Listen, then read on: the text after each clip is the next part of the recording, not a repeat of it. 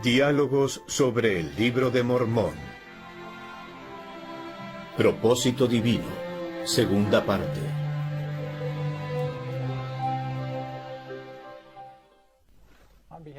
En nombre del Departamento de Escrituras Antiguas de la Universidad Brigham Young, es mi privilegio darles la bienvenida a este diálogo sobre el Libro de Mormón. Mi nombre es Daniel Jude y me acompañan tres miembros del profesorado. Primero, Clyde Williams, Frank Jude y Stan Johnson. Todos somos profesores de Escrituras Antiguas en la Universidad de Brigham Young. Hermanos, hoy es nuestro privilegio responder a la pregunta ¿por qué el Libro de Mormón? Bien, por supuesto tenemos la Biblia, un maravilloso libro de escrituras el cual conocemos y del que damos testimonio, pero ¿por qué el Señor ve la necesidad de darnos un libro adicional de escrituras? ¿Cuál es su propósito? ¿Y cómo puede bendecir nuestras vidas y la de nuestros televidentes? ¿Cómo podemos usarlo para bendecir nuestra vida y construir el reino de Dios? Esa es la pregunta del día. Cuando usted piensa en Nefi, parado sobre Labán, y considerando la importancia de obtener esos registros, y tal vez comienza con esto, no sé si Nefi podría comprender completamente cuán importante sería, no solo para él y su pueblo, pero finalmente lo que él hizo al conseguir esas planchas de bronce. Esto afectó el hecho de que nosotros ahora tengamos el Libro de Mormón, ya que un pueblo sin escritura pura es abandonado, como lo vemos en tantas ocasiones, a contender, a perder la fe en Dios, a tener preguntas como por ejemplo acerca de su existencia, y seguro después preguntarse sobre un Mesías y el papel de Jesucristo. Entonces, me parece a mí que una mínima parte de esto es la razón más significante de por qué necesitamos el Libro de Mormón hoy en día. Entonces, este es un libro de escrituras, no es algo que solamente fue escrito por José Smith. Es un libro de escrituras así como lo fue y es la Biblia, y ambos sirven para comunicarnos la palabra de Dios. De hecho, el profeta José dijo, declararé a los hermanos que el Libro de Mormón era el más correcto de todos los libros sobre la tierra y la clave de nuestra religión. Que un hombre pueda acercarse más a Dios al seguir sus preceptos que los de cualquier otro libro. Entonces es un libro de escrituras y al seguir sus preceptos nos podemos acercar a nuestro Padre Celestial. Ahora, Stan, al principio le interrumpí, disculpe. No. En las primeras páginas solía decir José Smith, hijo, autor y propietario, y ahora, por supuesto, dice traducido por José Smith. Entonces, ¿por qué inicialmente decía autor y propietario?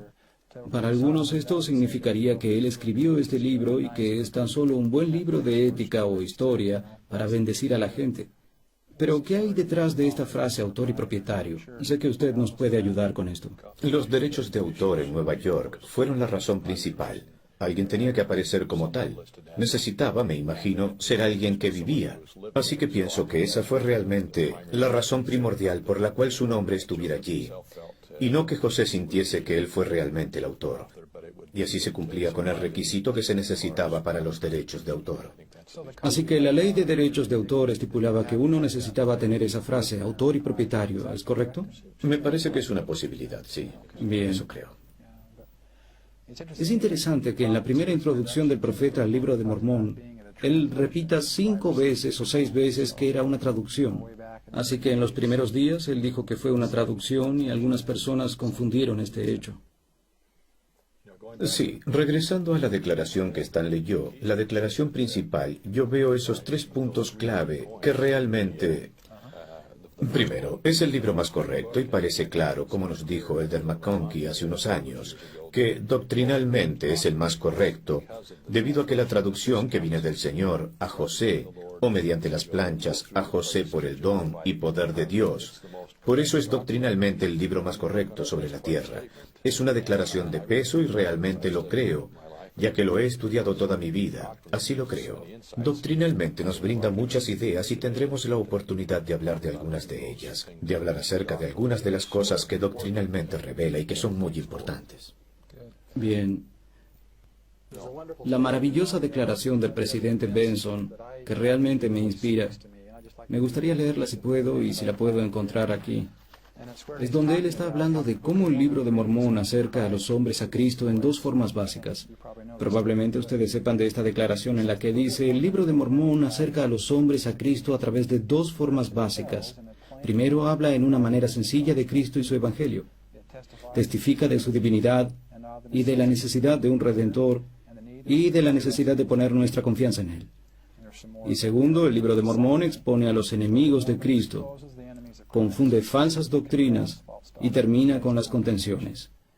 Fortalece a los humildes seguidores de Cristo contra los designios del mal y contra las estrategias y doctrinas de Satanás en nuestros días. El tipo de apóstata del libro de Mormón es similar al tipo de apóstata de la actualidad.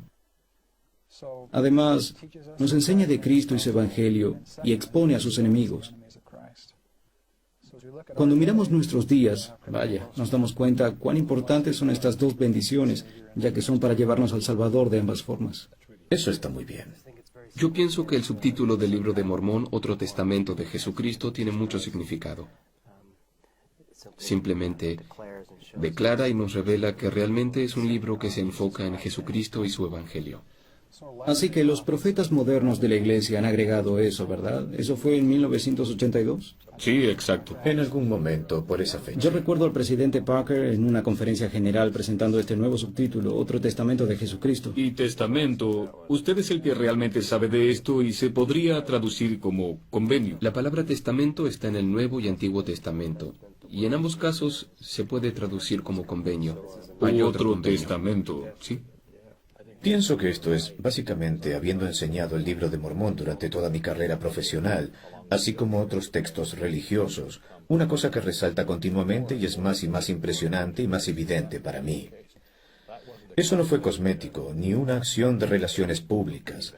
Eso fue para ayudar a las personas a entender que eso es lo que el libro es, y ha sido desde los días en que Mormón y Moroni lo recopilaron y que salió de la prensa. Todo su contenido habla de Cristo. Más de la mitad de los versículos hacen referencia en un sentido u otro al Salvador, a su papel, a su ministerio y a su vida.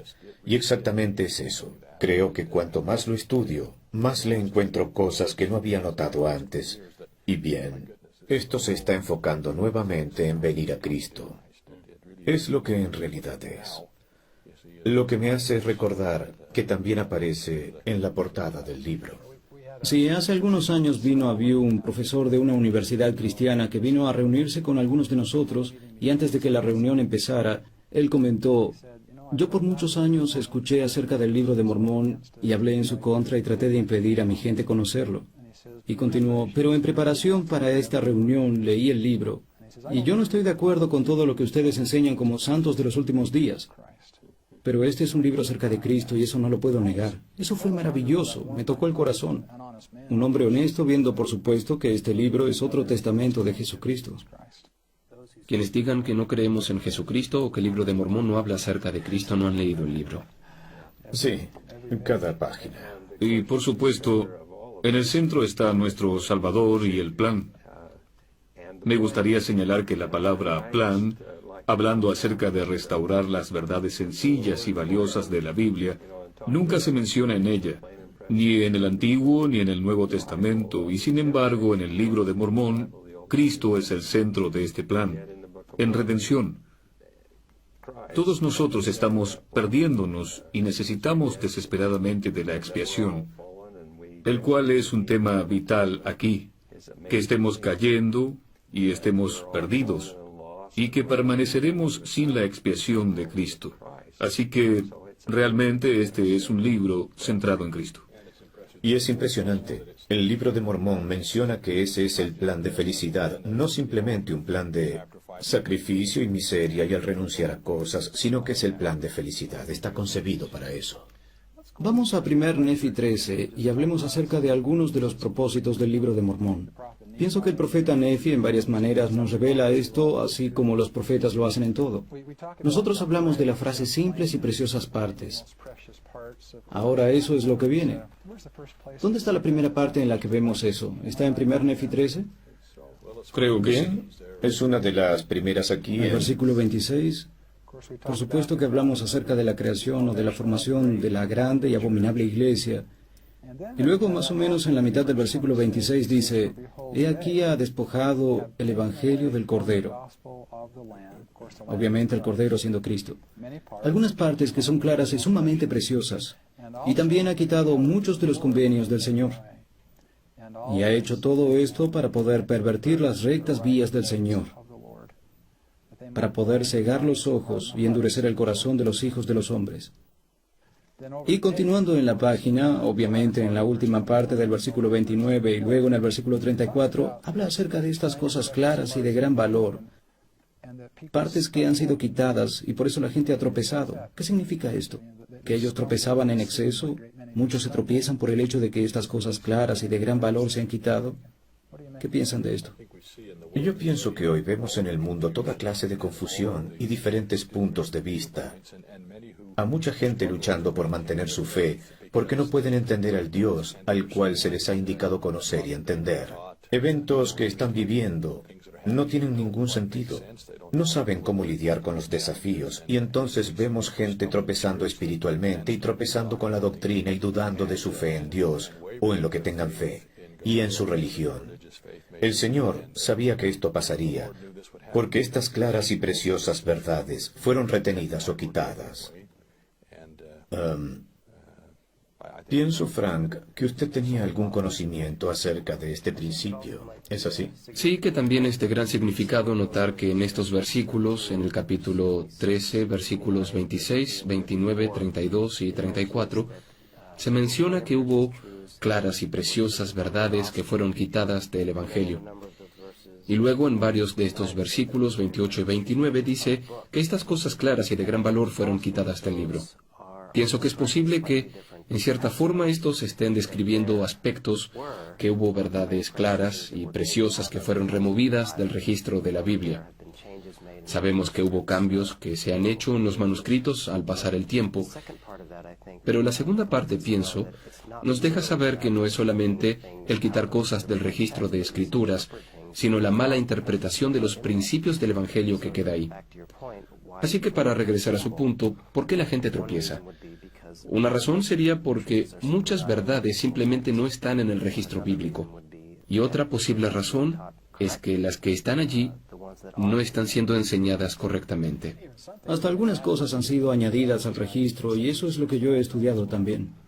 Ustedes recuerdan posiblemente iremos allí más tarde, pero se nos ha dicho en 2 Nefi capítulo 3 que estos dos libros crecerán juntamente para confundir las falsas doctrinas y poner fin a las contenciones y establecer la paz. Esta realmente es una metáfora muy linda. Crecerán juntos. Pienso que esto es lo que usted está diciendo aquí, Frank.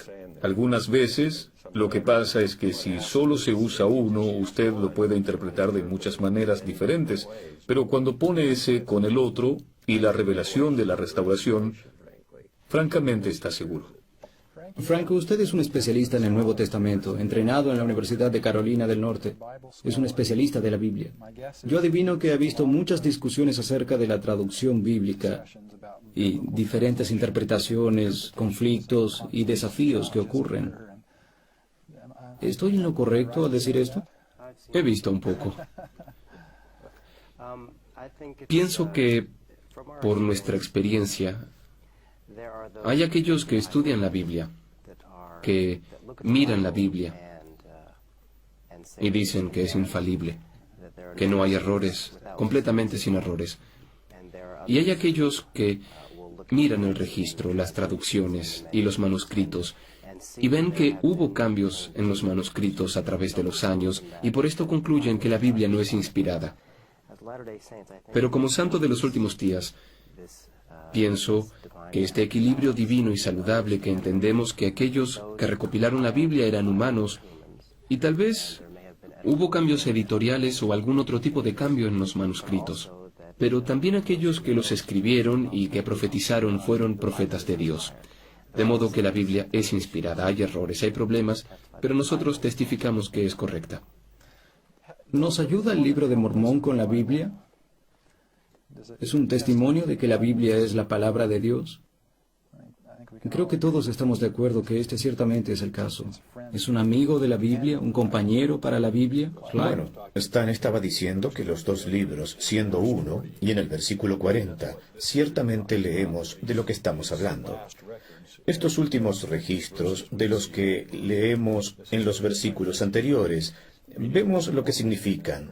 Esto es, Primer Nefi 1340, quiere decir el libro de Mormón y posiblemente Doctrina y Convenios y demás, pero el libro de Mormón va a llevar a cabo 4 propósitos.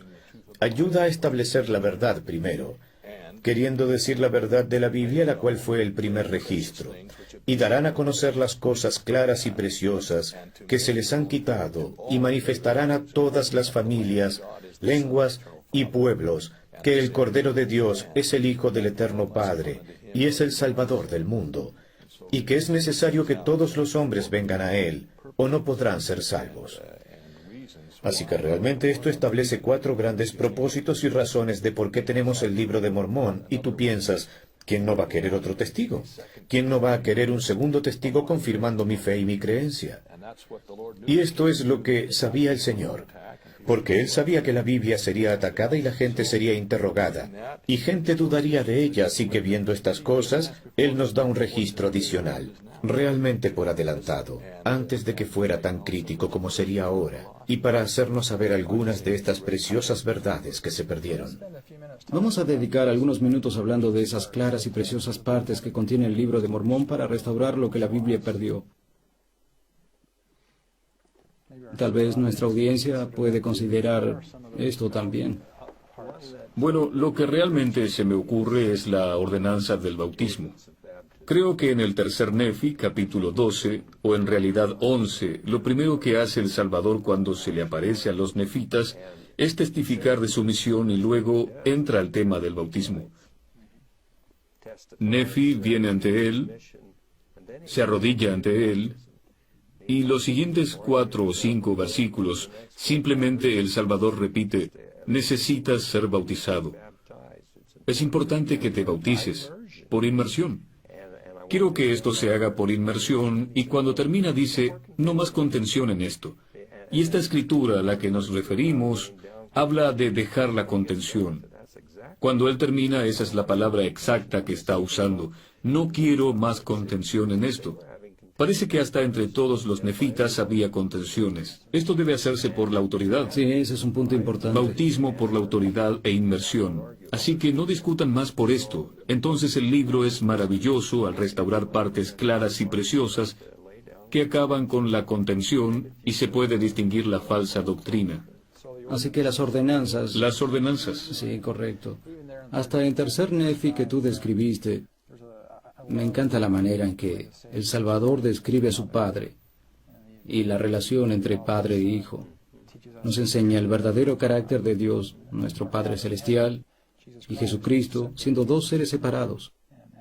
También piensen en la humildad del Salvador y en su deseo de llevar a cabo la voluntad del Padre en todas las cosas. Esto me ha conmovido al meditarlo mientras lo leía. Bueno, esa fue la primera cosa que él dijo. Vine para hacer la voluntad de mi Padre. Correcto. Sí, queremos obviamente concentrarnos en Cristo. Somos la iglesia de Jesucristo. Este es otro testigo de Cristo, pero Él nos lleva a nuestro Padre Celestial. Una vez me senté a buscar muchas de estas claras y preciosas verdades que el libro de Mormón restaura, que realmente no hay, o que no están claras en la Biblia. Y como no tenemos tiempo para entrar en detalle, solo mencionaré algunas de estas. Detalles acerca de la vida premortal y el plan de redención, los cuales están en Alma 12 y 13. El hecho de que la caída fue planeada y no un accidente, segundo Nefi 2, 22-25, que esta vida es un estado de prueba y de su importancia también en segundo Nefi 2 y Alma 42, nos hablan de albedrío y oposición. Caramba, si usted no entiende acerca del albedrío y si usted no entiende de la vida premortal, o si no entiende la caída, se va a encontrar desviándose del camino, del plan. La luz de Cristo, la importancia de las oraciones sacramentales, están registradas en el libro de Mormón. El papel y ministerio de los ángeles están en Moroni 7, la naturaleza de seres trasladados en tercer Nefi 28 y así sucesivamente. Hay muchas cosas que son simplemente impresionantes, y pensar que José Smith no tenía estas cosas, no fueron en el conocimiento de su tiempo. Él no estaba simplemente repitiendo lo que decía otra gente. Incluso me parece que es el papel del Espíritu Santo. Absolutamente. Y esto y su función en segundo Nefi 31 hasta el 33 siempre ha tocado mi corazón también. Así que mucha gente se pregunta, ¿qué pasa después de que muera? ¿Cuál es la naturaleza del mundo espiritual, la vida después de la muerte? Alma 40 es el mejor capítulo que encontrará. Usted sabe. No hay nada mejor. ¿Sabe, Stan? Sé algo sobre su crianza, su familia involucrada en filosofía y, bueno, ¿hay alguna otra filosofía falsa en el resto del libro de Mormón? No. No, cuando dice que expone a los enemigos de Cristo. Esta es una declaración muy poderosa del presidente Benson, bendito sea, porque realmente lo hace. ¿Sabe? Uno ve a la gente como, por ejemplo, Corior, Sherem y Neor, cuando empiezan a filosofar, hablando de cosas. Yo tuve un pariente muy cercano que tuvo este papel en mi vida, y honestamente, recuerdo cuando era un jovencito que esto estaba sucediendo, y yo no podía discutir, porque sabía que la iglesia era verdadera. Recuerdo pensar dentro de mi alma que decía, es verdad. ¿Y saben qué? Eso me sacó adelante. Pero cuando tuve la edad suficiente y comencé a leer, pensé, aquí está. Digo, hablando de pegarle a la gente con un guante blanco, así que como alguien que sabe de esta situación, sí, eso expone a los enemigos de Cristo. Personalmente puedo atribuir esto o dar gracias a Alma 30 por haberme ayudado a salir adelante en mi juventud cuando estudiaba mi posgrado. Y saben, estudiando filosofía y psicología. Y esto fue escrito hace tantos años, pero es tan relevante hoy en día. Esos argumentos no han cambiado mucho. Algo que me impresiona mucho es cuando Corior le dice a la gente en lo que ellos creen. Correcto. Él dijo, ahora bien, esto es lo que ustedes creen. Ustedes y yo tuvimos una pequeña discusión acerca de los hombres falsos. Y él dijo, ahora, esto es lo que ustedes creen.